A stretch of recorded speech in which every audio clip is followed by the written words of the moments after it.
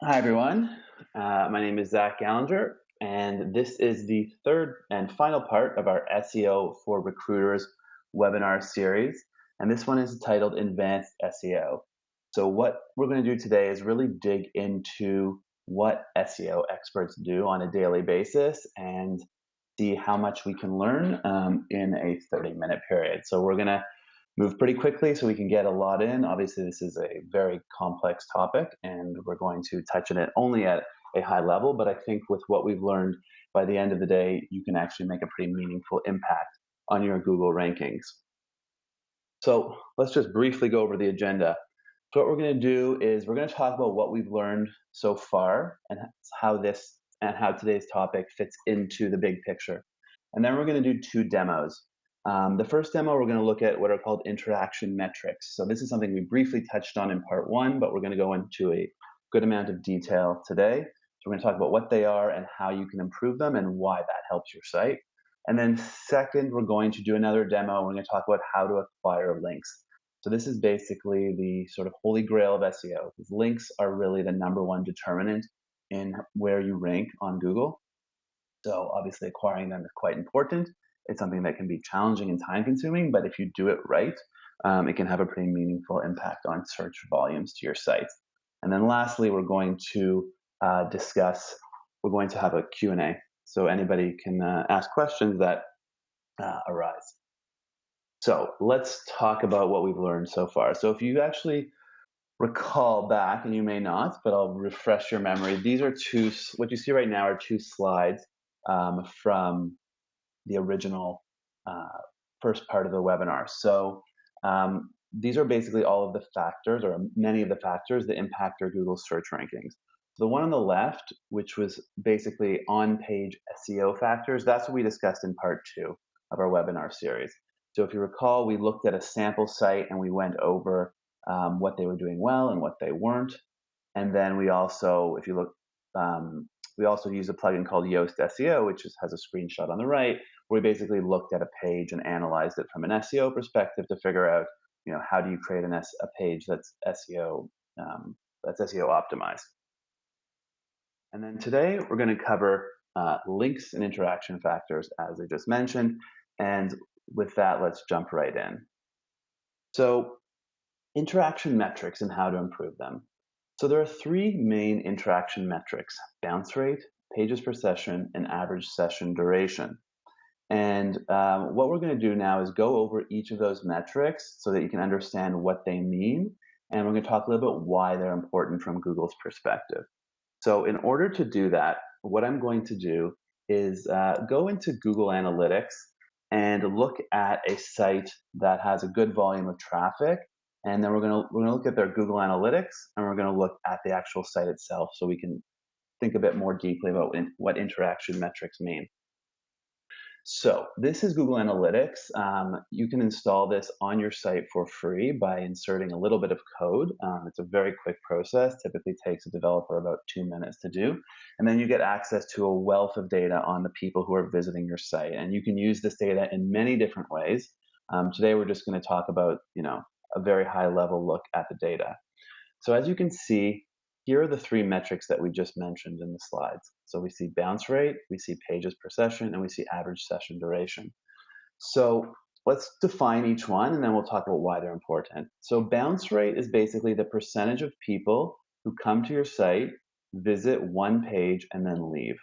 So in the terms of web developers, they're essentially bouncing from the site. So this means basically that 80% of the people who visit this site visit a single page and don't visit another page on the site and then leave. Pages per session is pretty straightforward. It's basically the average number of pages that people visit on your site. So in this case, the average person visits 1/3 pages on the site, which kind of makes sense given that if 80% obviously of people leave right away, obviously pages per session is probably going to be pretty low.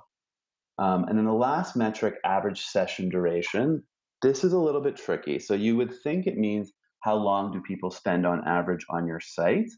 But unfortunately, it's not really what it means. And the reason is that when someone visits only a single page on your site, Google has no way of knowing how long they spent on your site. And so what that means is that if they visit a single page, their session duration is marked as 0, even if they spent, say, 10 minutes reading a blog post. So you really need to treat this number with a grain of salt, especially if your pages per session is low or your bounce rate is high, because that means that a lot of people could be spending a decent amount of time on a single page, but it's not being recorded accurately. So the question is, why do these numbers matter? And there's obviously a number of reasons they matter from a user experience perspective, but we're just going to talk about why they matter to Google. And the reason is that Google uses these metrics to basically determine whether your site is offering value to people who find it from a search query. So basically, their understanding is that if a site has a high bounce rate, then that means that the site as a whole doesn't offer much value beyond the individual page the person read. Similarly, if a site has a low pages per session, again, people aren't really choosing to explore the site beyond what they initially find. And so therefore, maybe the page that the person found from the search query might be answering their question, but nothing else on the site is that valuable. So basically, what these metrics do is they help Google determine whether or not you might have a couple of good blog posts that are relevant to a user, or if your site as a whole has some great content on it and people continue to explore after they find the initial page. So overall, you really want to work on improving these metrics to give Google the impression that your site has value beyond just the page that the person landed on in search. So the question then becomes, well, how do we improve these metrics? And there's a lot of different ways we can, but basically they all comes down to we need to keep people on the site for longer, and we need to keep people exploring multiple posts or multiple pages. So let's look at this site, that the 10 and 3. So this is not a recruiter site. This is just a blog, but there's no reason you can't replicate a similar blog style on your own site. The reason I'm using this as an example is that they do a really good job of basically implementing a lot of interaction factors that help people stay on the site. So the first one is content length. So obviously, the longer the content is, the longer people will stay on a site because they need to actually read it. Now, you'll see a lot of people say that you might want to write a blog post at 300 to 500 words because people don't have a long attention span. But if you actually look at Google's data, this is not borne out in the data. The posts that rank the longest the posts that rank the highest for a given search query tend to be much longer than average. And the reason being is not just because it keeps people on the site, but also because a lot of questions require a decent amount of text to actually answer them. And it's really hard to say much of any value in 300 words. So all things being equal, I think keeping your content longer tends to keep people on sites and helps to improve your interaction metrics. The next one, multimedia. So this is basically comes down to videos, charts, infographics, anything you can do to make your page a little bit more sticky. Basically, something that takes someone a little bit longer to consume tends to keep them longer on the site. So in this example, we see a long list of we see a long table of books. So basically, if you were interested in this post, you'd probably be interested in sort of slowly looking through this list and finding out, which of your favorite books are on the list. So you can see that this would keep someone on the site rather than, if they're just a long block of text and that was it. So if you're making sites, I would consider really thinking about how you can add video to your site. It's probably the easiest multimedia experience you can do. You can record videos with your webcam, and then you can send it off to a site like Fiverr or Upwork, and you can get someone to easily edit it and put together, an intro and an outro for you at a relatively reasonable cost. And that can really help people stay longer on your blog posts. The next thing is related posts. So if you scroll down to the bottom of this post, you can see that there's a bunch of different related posts that are automatically added to this site by a plugin called Discuss. So basically, this is a commenting plugin that also helps people suggest other posts that people might like if they like this post. So again, this basically encourages people to click through to other posts on your site. And what that does is it increases your pages per session. And by increasing your pages per session, basically you're sending a signal to Google that the site has some value beyond the post that they land on. And similarly, you might also want to consider a popular posts sidebar. So on this site, we basically see the most popular posts on this site have been added to this sidebar. And the way you can kind of figure that out is if by going into Google Analytics and looking at acquisition, all traffic, behavior, site content, landing pages, you can actually find out what are your most popular blog posts by the number of sessions in a given time period. And then you can add those most popular posts to your popular posts sidebar. And by doing this sort of through a database method, by actually looking at what is popular, not just taking a guess, you're much more likely to keep people on your site longer because you have objective data that those are actually popular posts that people find enjoyable to read. Next one, internal links. So basically, internal links are links to other pages on your own site that have relevance to the post that someone's reading. So for example, in this case, this is a post about the most loved Canadian books. Here's a post about the most loved Canadian movies also on this site. So we can imagine a recruiter obviously probably writes many posts that are very similar, similar audience, so that if you have two posts with a similar audience, it makes sense to link one from the other to encourage people to continue reading on your site beyond what they've initially come to the site to read. And then lastly, comments. Comments can be tricky because as you will look if you look at most sites, you will see a comment section and no comments. So I'd only recommend you implement this if you actually have a very large audience. Otherwise, you'll end up with an empty comment section at the bottom of every blog post, which ultimately, provides no value to the reader and kind of makes your site look a little bit abandoned. So these are essentially all the interaction factors that keep people on the site. And there are other ideas as well, but the big picture idea here is that you want to make your site as sticky as possible. Keep people, don't let them bounce, make sure that they want to explore beyond what they've initially come to find through search. So that's interaction metrics. Next, we're going to talk about what I've called the holy grail of SEO, which is how to acquire links. So this is a complex topic that we cannot cover in depth in the amount of time we have, but what I'm going to do is walk you through the process that I use for clients at a high level. And I think by the end of this, you should have a sufficient understanding to do this on your own. There's no reason that you can't do this on your own, though you may, you may benefit ultimately from sort of outsourcing this work simply because it is time consuming and there's no way around that. And I think as we kind of walk through this process, you will understand why that is. So it's a 4-step process. Let's start with step 1, find the most competitive sites. So what does that mean? So first of all, you have to figure out what search terms do you want to rank for? And the goal is to basically find out, well, who's ranking for those search terms already? And those are what we'll call the most competitive sites. So let's say, for example, using this case, this is Jeremy's core business, SAP recruiting. So we're going to use this as an example.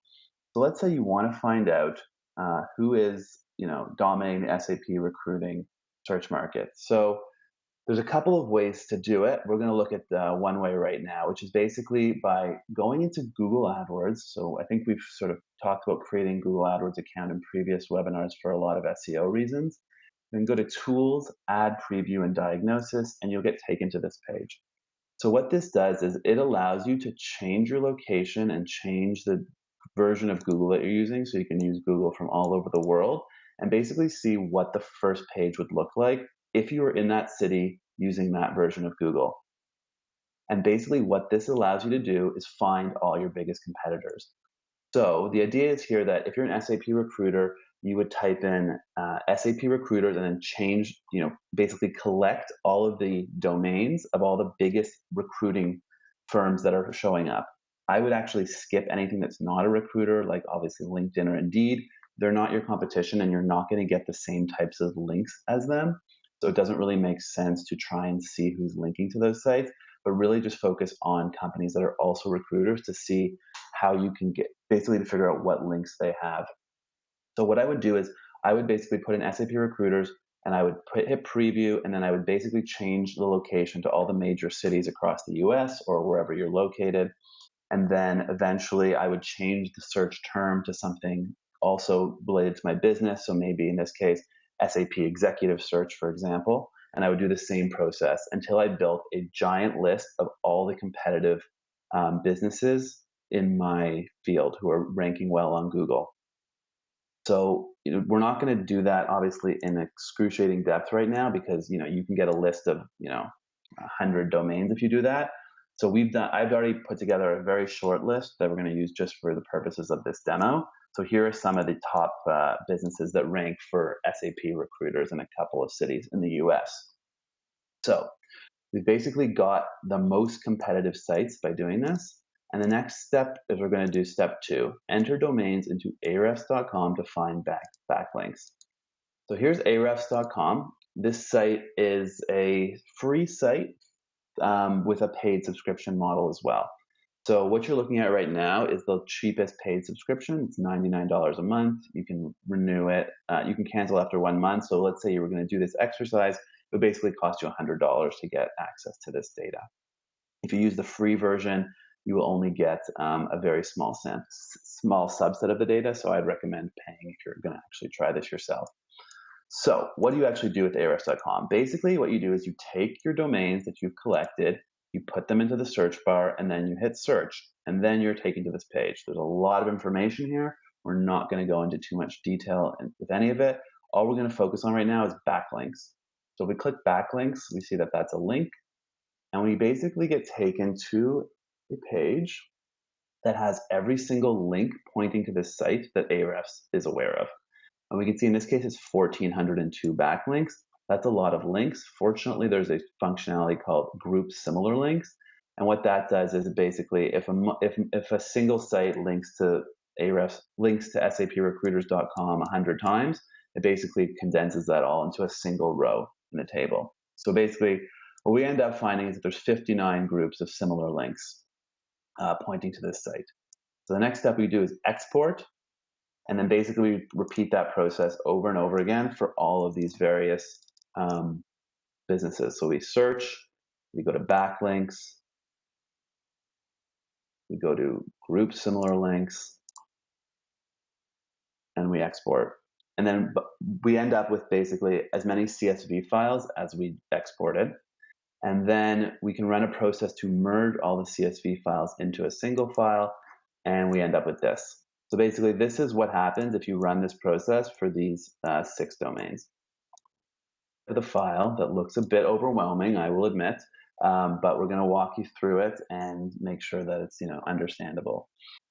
So there's a couple of things to note. First of all, I have hidden a few columns, so this file is actually even a little bit more confusing than it first appears, but there's no need to worry because most of this stuff you can easily ignore. I'm just going to focus on the 3 columns I've highlighted in yellow before we actually go through this process. The first is domain rating. So domain rating basically tells me how the site, actually, sorry, let's take a step back quickly. Let's talk about referring page URL. These are the sites that are actually linking to the sites in question, right? So for example, zing.com/blah, blah, blah, that links to the homepage of Whitehall Resources, right? PR Web, this is a press release. This links to the homepage of ASAP Talent Services. So that's how you kind of read this file. These are the referring links. This is where the link actually exists, and this is the site to which it is linking. So we'll show you some examples in a second. A few other things you want to look at: domain rating. So basically, every site that provides a link in Ahrefs is given a domain rating from 1 to 100. Higher domain ratings suggest that a site has more link value. So obviously, if a random blog links to you, it's not that important. If CNN links to you, it's very important, right? So this number is trying to capture that difference in value of the link. So all things being equal, you want to try and get links from higher domain ratings. The next thing, type. So broadly speaking, there's 2 types of links. One's called do follow and one called no follow.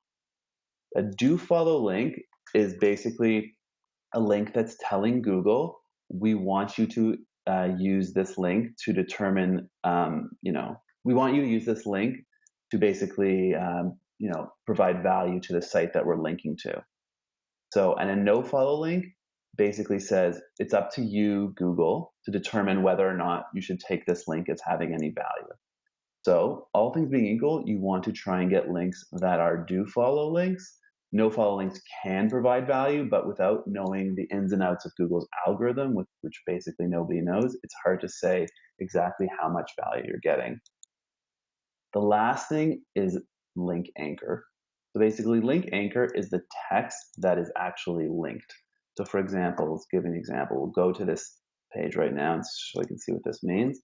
So if we go to one of the links, we basically see, we scroll down, there it is. So ASAP Talent Services, that's a link to asaptalentservices.com, and that's the same as this link anchor text. So the link anchor is basically the text that's actually underlined to provide the link. So all things being equal, you want to get anchor text that has your keywords in it. So ideally, if you were a SAP recruiter, your link would say SAP recruiter rather than your business name. In many cases, you have no control over the anchor text, so there's really nothing you can do about it. But if you do have control, if you can ask the company to link to your site in a certain way, then it makes sense to ask them for a link that describes your business rather than is your business name. So now that we've discussed that, here's what I would do next. I would take the links and I would sort them from highest domain rating to lowest domain rating. And basically what you do now, and this is a very tedious process, is you basically go through and you take each link and you kind of see what it is. You go to the actual page itself.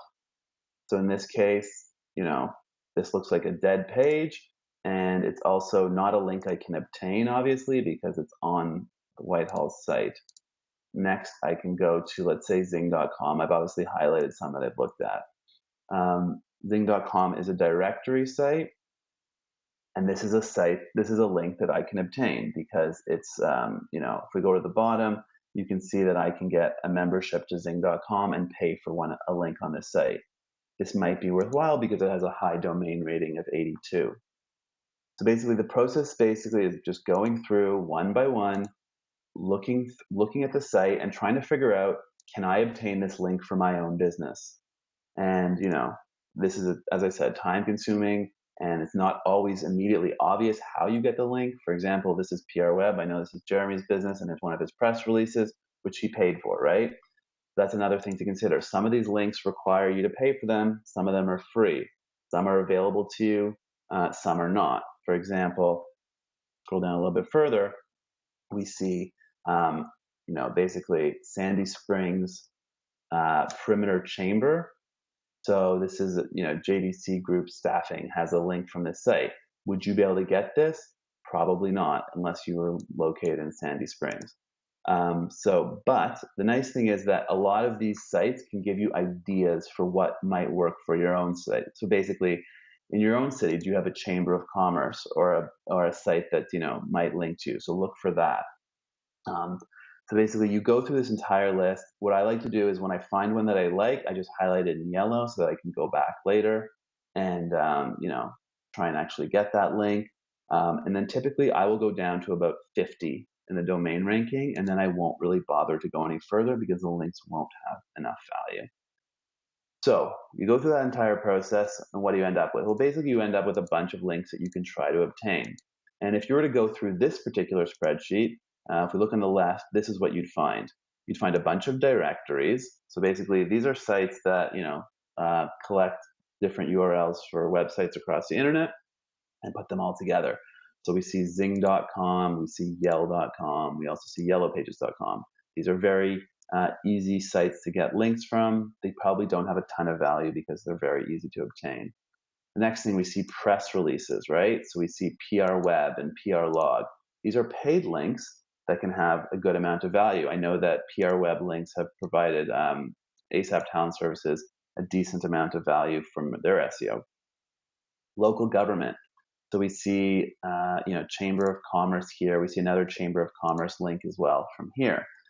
These are ones that anyone can obviously obtain for their own business by contacting their own Chamber of Commerce. Aggregators. Basically, aggregators are sites that collect links from different sites all over the internet In this case, we find one called alltop.com. You might find different ones by looking through your own competitors. And then lastly, recruiting blogs. So if we scroll down a little bit further here, we find that um, recruitingblogs.com, for example, has a post from from Whitehall Resources. And these are links that you can obtain simply, in most cases, by contacting the recruiting blogs. There's recruitingblogs.com, there's undercoverrecruiter.com. There's lots of different places that will post links, they'll post blog posts that you write and then link back to your site. Next, we're going to just finally sort of end with basically a bunch of other link opportunities that aren't present in this particular spreadsheet, but are things that you should think about for your own business. First is unlinked mentions. So there's a tool called buzzsumo.com, buzzsumo.com. Basically, if you put in your business name on that site, you should be able to find a number of what are called unlinked mentions. That's basically places where your business is mentioned on the internet, but does not have a link pointing back to your site. And in many cases, you can contact the site operator and ask them if they would update their page to include a link to your site. So that's a really easy way, especially if your business has a lot of mentions all over the internet, which is the case for typically older businesses or obviously larger businesses. It's a great way to get easy links. Professional organizations. So a lot of recruiting professional organizations, will have directories. So make sure that if you're a part of that organization, make sure you're included in that directory and that your business is linked to from that directory. It's often, it may even be worthwhile if the organization's annual fee is low enough to actually just join simply to obtain a link. Next, charitable donations. So charitable donations, this can work basically by, a lot of charities, what they'll do is when somebody makes a donation, oftentimes they will link back to the person's site if they've requested that. So it's a very good way to both get do a good deed as well as get a link in some cases. Testimonials.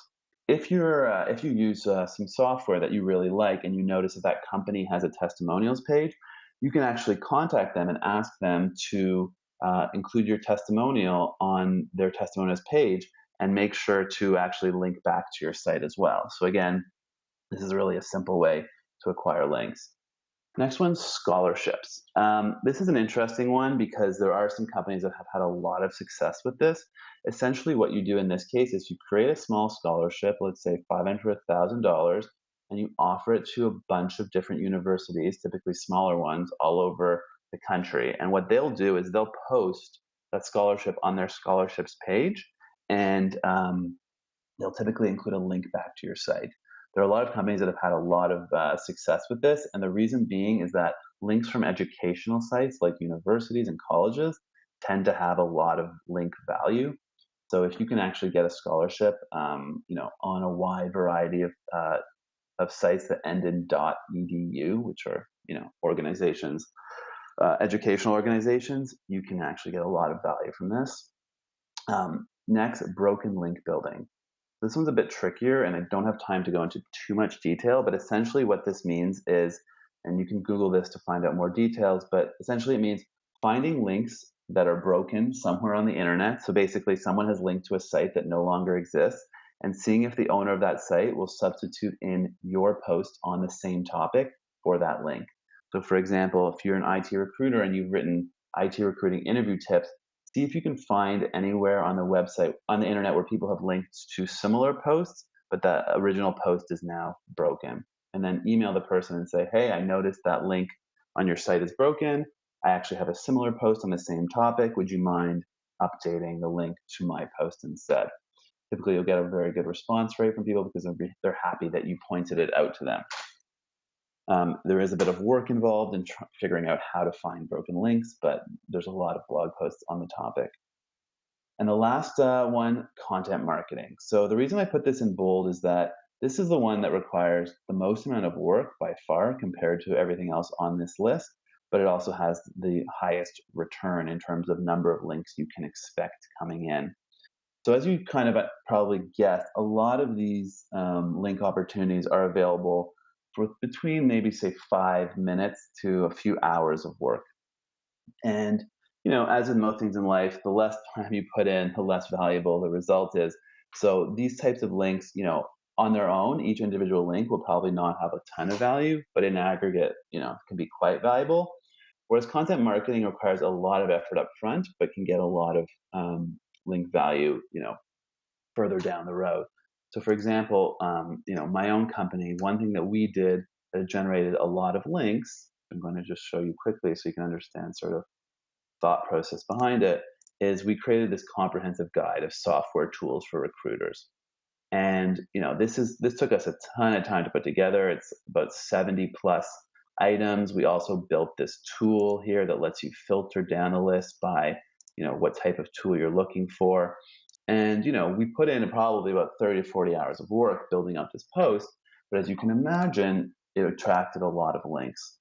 So these are all sort of the low hanging fruit, whereas content marketing is the one that requires the most effort. But should you put in the time, you will obviously get a decent amount of benefit. Then I'd like to thank everyone for joining me today. Feel free to email me at zach@talentheromedia.com. That email address is right here. And if you have anything you want to discuss, SEO related or web design related. And I'd like to thank everyone for your time and have a great day.